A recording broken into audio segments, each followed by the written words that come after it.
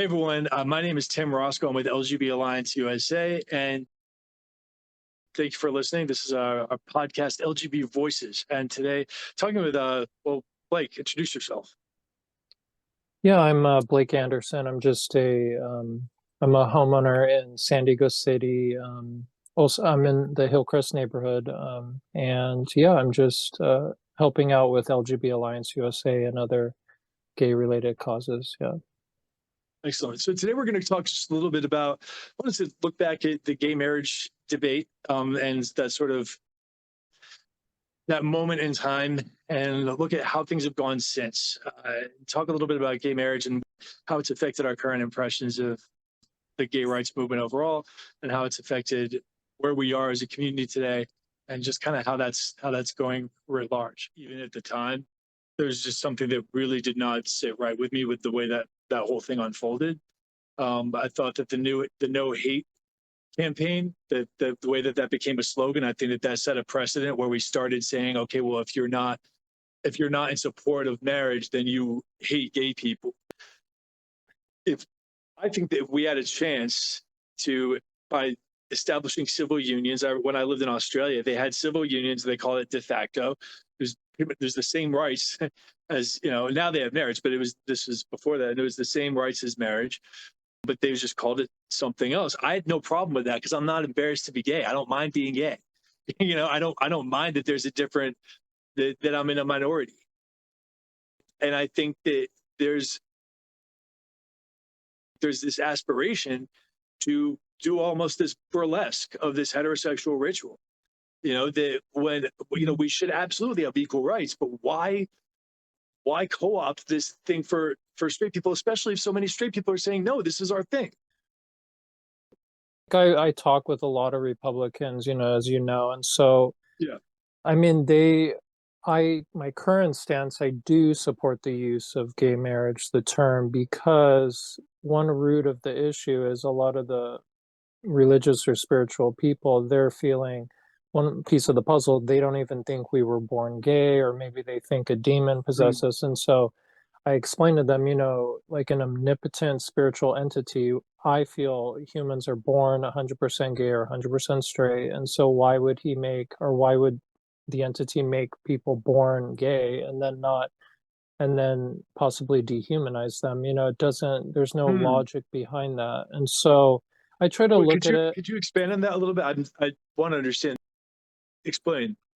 Well, when I talk to a spiritual person or religious, I just say, this omnipotent spiritual entity, a god, why would they make someone born gay, 100% gay, and then want humans to dehumanize them and make them have a lesser privilege, Oh, okay, I or gotcha. or even force them to try to train themselves to be with the opposite sex. So and yeah, that's one piece of the puzzle. And so, I mean, I feel every organized spirituality should adapt. I mean, I'm more extreme on that. They all should accept, at this my current opinion, they should accept gay marriage, because I don't yet see one point on why it's so important to exclude gay people from it. Straight marriage is straight marriage. So it has Okay. nothing to do with gay marriage. That's just how I'm looking at it. But I do partially understand, yeah, your point, about, yeah, and it isn't a big deal. I mean, if we called it civil marriage, but it's partially a matter of principle. Because my attitude about it is, now that the cat's kind of out of the bag, now that we're there, I'm glad that there's gay marriage. I'm glad for friends and loved ones who are married and who are gay. I mean, I'm glad. However, here's what concerns me. I'd say about half the people I get hit on by, maybe more, turn out to be partnered in some way or married. And then a lot of the people that I know, God love them. I mean, I'm happy. I'm happy that they found something that works for them. But them, even the people who are relatively newly married, right away it's an open relationship.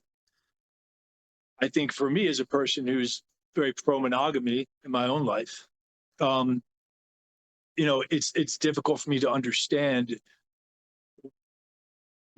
how we're sort of coming through on our need for this institution to be part of this institution. So in other words, there was plenty of hand-wringing and worrying coming from the right about us disrespecting the sort of institution being denigrated.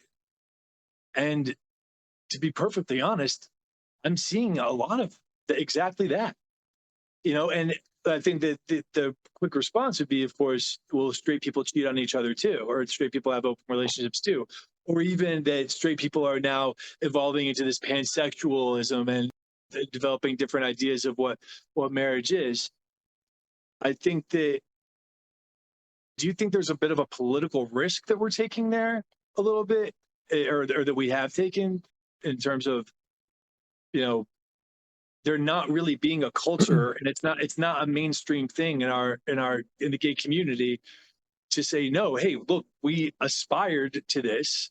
Now let's look alive and be committed, like to promote monogamy and to promote, the principles that are traditional to marriage. Yeah, that's also a tricky subject. I mean, regarding like, well, my personal opinion about, sexual exclusivity or lifelong monogamy. I mean, it's tricky. I mean, theoretically, at one point I used to think that, oh, everyone should enter the relationship, be monogamous for life. I do think though now, I mean, as you know, humans, partners, one partner eventually gets tired of the other sexually, it just happens no matter how much love you have, whatever, there's different issues, but eventually, I call it like the monogamy phase. It could be very long, it could be many years, or it could be short. Yeah. And of course we should encourage it, but I don't yet or I no longer feel it should be lifelong for everyone. Because there's just situations where, I mean, you lose that attraction, and but you still love the partner, you're still committed, and maybe you have very strict, as you said, open rules. And yeah, it is sad, but reality is reality, and it's I think a lot of people also experience sort of like mental abuse. Yeah, like when they try to be 100% monogamous, then they're drinking themselves, they're on mental medications, or I mean, it may not be practical. So that's kind of my current stance. I Interesting. mean, Yeah. And you know it's what? tricky, yeah. No, but what you're saying though makes a lot of sense. I mean, and there have been times when I've thought my way through to that kind of, the fact that realistically, and also just as men, we do have our biology is I forget I'm not going to sound very smart here. I forget that, what is it? Not hunter gatherer, but just that, that we're biologically designed to, be mating with more people to kind of look for variety. And so, but I think I know that for me, monogamy, the rewards of monogamy have outweighed that. But then again, I haven't been married for 20, 30 years, so I mean, I can't speak from that perspective, like you're saying, of someone who, I mean, I can speak of someone who's resisted temptation, but not over the course of a lifetime. So I think that, and so there's a part of me, like you're saying, there's almost a sort of a realpolitik perspective of like, all right, well, like that what's the reality? How do things really play out? How do we develop our culture in accordance with how things really are, rather than an ideal? Yeah, yeah, it's good. I love ideals, but yeah, we have to weigh the, practicality or the science, or, what's actually happening, mental health. People are doing so many other unhealthy behaviors, not just maybe cheating. There's so many other, in my opinion, so yeah, it's tricky. Um, You interact a lot with Republicans. Do you think the Republicans have generally, I mean, this sort of block of people, roughly half of our country, who were largely against gay marriage at that time, do you think that they've come around? What do you think the general perspective is from the conservative population? well, in California, I mean, they there's still, a lot of like they're active volunteers. There's a lot of people that personally don't agree with gay marriage, and And I'll just confirm on this, video, I guess, that I am Republican. I do support first trimester abortion, first 3 months, first 12 weeks. I always say that. But yeah, yeah, there's a lot of they are religious, and a lot of them are very strict interpretation of their, Bible. And so, but I'm glad that I volunteer and I go to the meetings. I wear my, rainbow pin. So I think I'm helping show them that gay people are not this bad image that they think we are. Like, I feel it's my duty. I have to represent us to the Republicans. I have to show we have logic, Yeah. and we deserve gay marriage, and we're born gay, and I make it very clear, I'm born 100% gay, not partial. And so yeah, I do what I can. But yeah, there is still a lot of resistance. The California Republican Party, they try to change their official platform document. Hmm. But there was a lot of members, the voting members, that didn't want it to be changed because it still says one man, one woman for marriage. But it's growing little by little. They're losing over and over. So they're learning, they better change, especially on a first trimester. So, Well, I mean, yeah. that's really interesting to hear because I think, and it's a different perspective than I've had, but I don't have that exposure that you have. Because my presumption is, because it's just been my experience, that people are coming around to it, people don't care, yada yada. I mean, I also would say, to be clear, I think at this stage, if we saw a concerted pushback against gay marriage, that would be a really bad sign. If we saw, I mean, again, now that it's here, now that it's part of our society, I am, and I was never vehemently against it. I just thought that it wasn't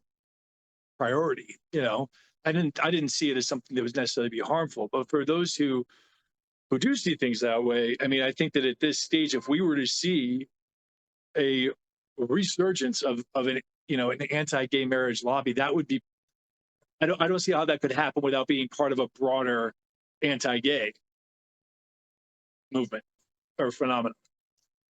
Yeah, I What do you mean, think? it's unfortunate, the trans issue, that's greatly exaggerated. Well, it's giving them motive, yeah, to bring that up, the anti-gay marriage, Yeah, as you said, yeah. And then it's tricky for me, being Republican, you have to pick and choose your battles. And it's like, but I weigh the priorities. I'm like, what's more important, protecting gay children from getting trans and mutilated? If I lose gay marriage, then that's fine. Like, we have to pick and choose our battles. And so, yeah, but I'll do my best. I mean, I'm even running now, like, for the March primary. I'm trying to become one of the, in my county, the county Republican Party for San Diego County. They have their central committee. They're 45 members. So I'm trying to get on that committee. So then I'll have much more influence. I can speak out and educate. So that'll be good. fantastic. Yeah. No, and I think that having gay people active in Republican politics is really important. I think that we need to give lie to the idea that gay people have to be just one thing, that we have to be single issue voters, that we have, like, the fact that the log cabin Republican, the sort of avatar of the log cabin Republican, has long been this really maligned kind of, this punch, this joke, is, to me, absolutely anti-gay liberation in every way, shape, and form. What the whole idea of gay liberation was, we are individuals, and we are just like anyone else. We're individuals. We're Americans.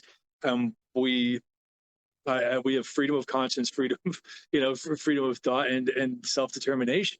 And I think that the idea that we would be so desperate, it's so pathetic as individuals um, to feel like we need to kowtow or pay fealty to some political group or another. I mean, that to me is very disempowering.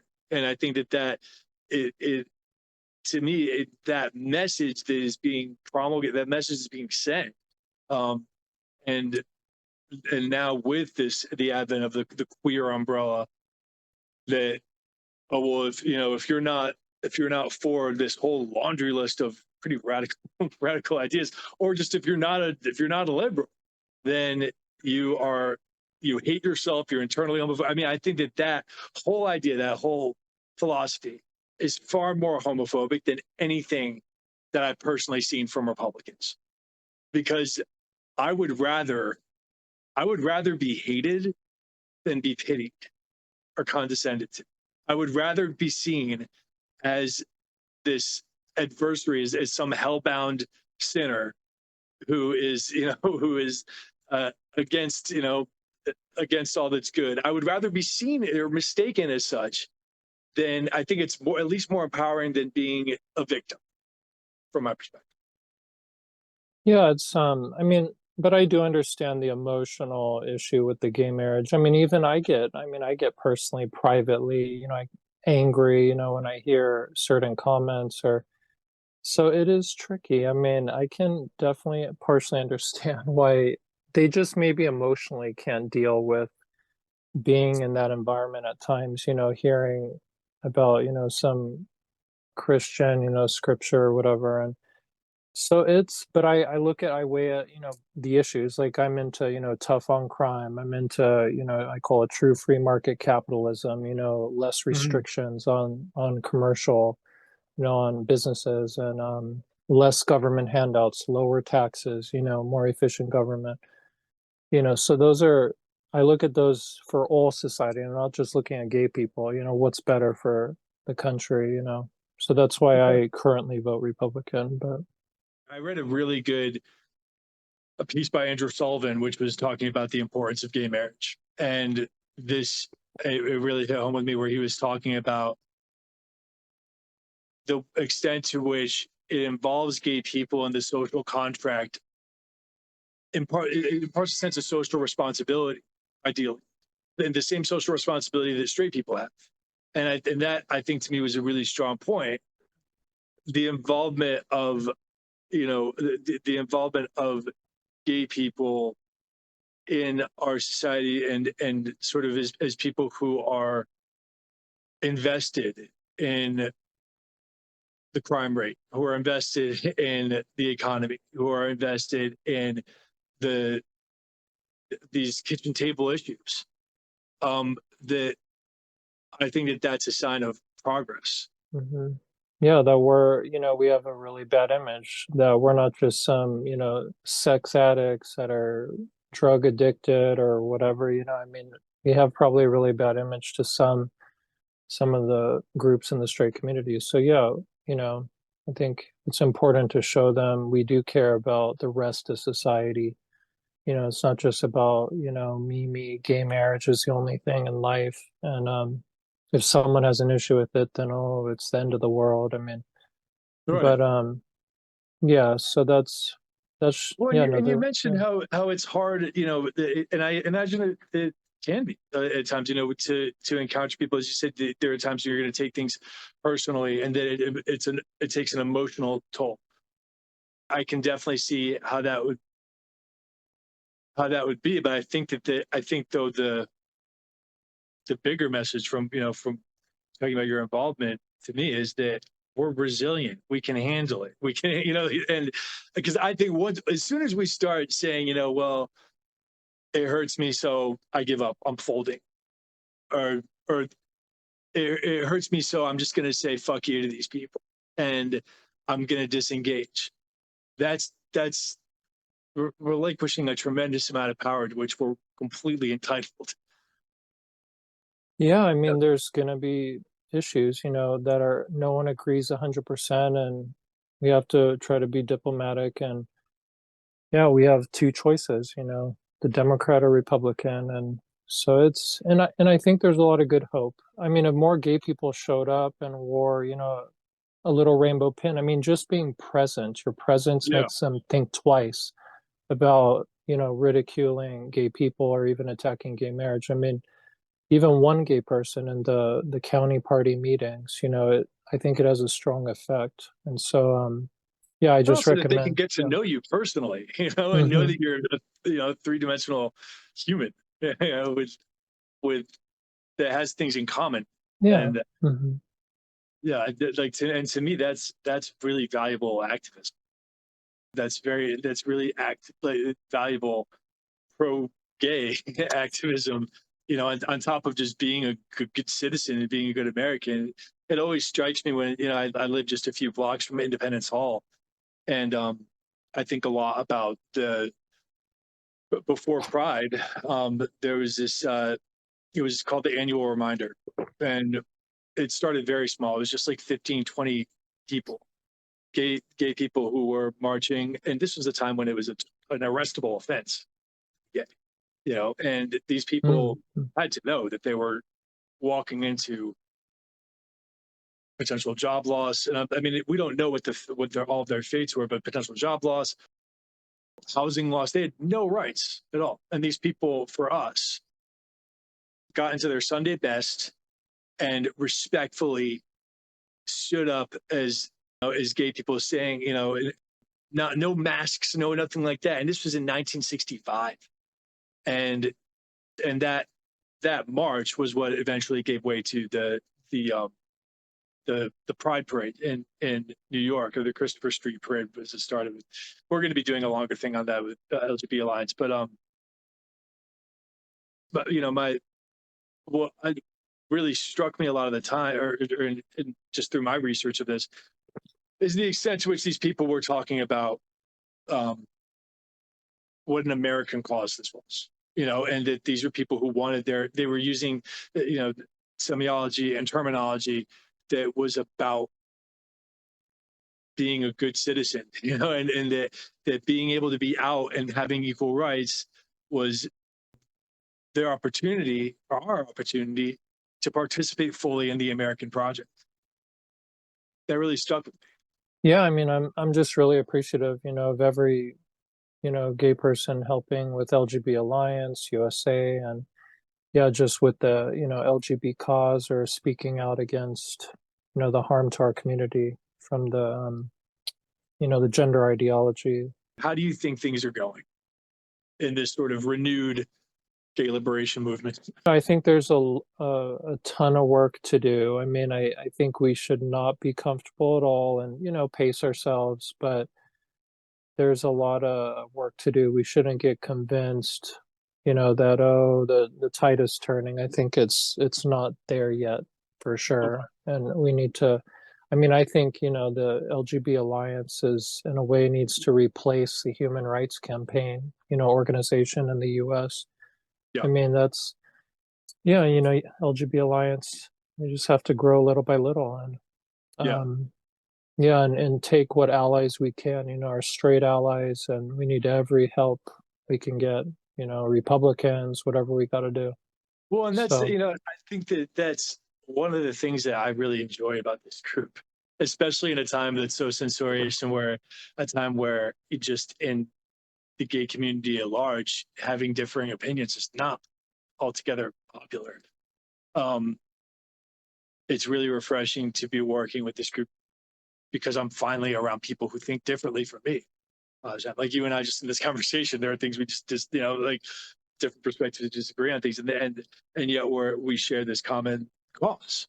And I think that there's this kind of purity contest that we're seeing now on the left, this progressivism where it's oh, well, you can't align with them because they think this, or you can't. And I think for gay rights, and most importantly, to protect this next generation of gay kids from this medicalization of gender nonconforming people, that I think that it's again, I use the term realpolitik, but I mean that's sort of my perspective from an international relations standpoint, but also in terms of this movement, that we have to make some strange alliances sometimes for a human rights cause, which is what this is, and that's what we're up against.